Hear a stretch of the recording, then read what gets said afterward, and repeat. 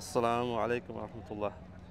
আমরা আসছি উহুদ পাহাড়ের একপাশে উহুদ পাহাড়। এখানে উহুদের যুদ্ধটা সংঘটিত হয়েছিল। আর আমার আরেক পাশে এটা হচ্ছে জাবাল আর রুমা। রসুল সাল্লাল্লাহু আলাইহি সাল্লাম উহুদের যুদ্ধের সময় 50 জন তীরন্দাজ বাহিনীকে আবদুল্লাহ ইবনে জুবায়েরের নেতৃত্বে এই পাহাড়ের মধ্যে অবস্থান নিতে বলছিলেন।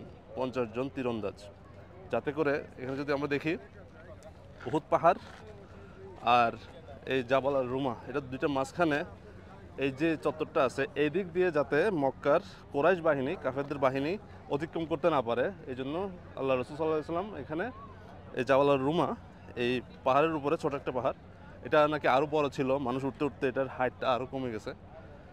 তো এখানে ওই অশ্বারোহী বাহিনী, খালিদ বিন ওয়ালিদের নেতৃত্বে অশ্বারোহী বাহিনী ওদেরকে থামানোর জন্য, ওদের যাতে এদিক দিয়ে ক্রস করে মুসলমানদেরকে অ্যাটাক করতে না পারে, ওই জন্য এখানে পাহারায় বসাইছিলেন এই পাহাড়ের উপরে।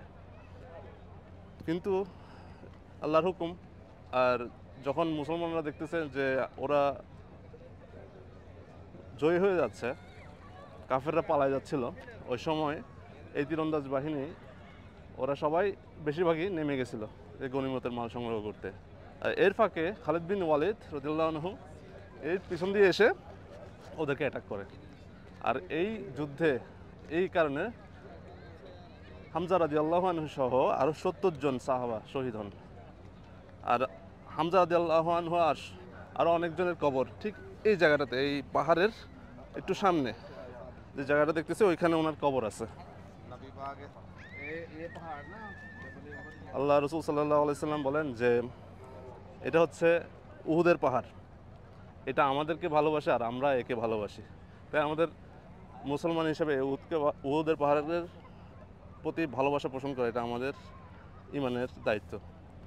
তো যারা আমরা মদিনায় আসি, তারা আমরা সবাই চেষ্টা করি যাতে এই উহুদের পাহাড় আর এই পাশে জাবাল আর রুমা এগুলো সফর করতে। সুবহানাল্লাহ। আল্লাহ আমাদেরকে এই ইতিহাস থেকে শিক্ষা গ্রহণ করার তৌফিক দান করুক।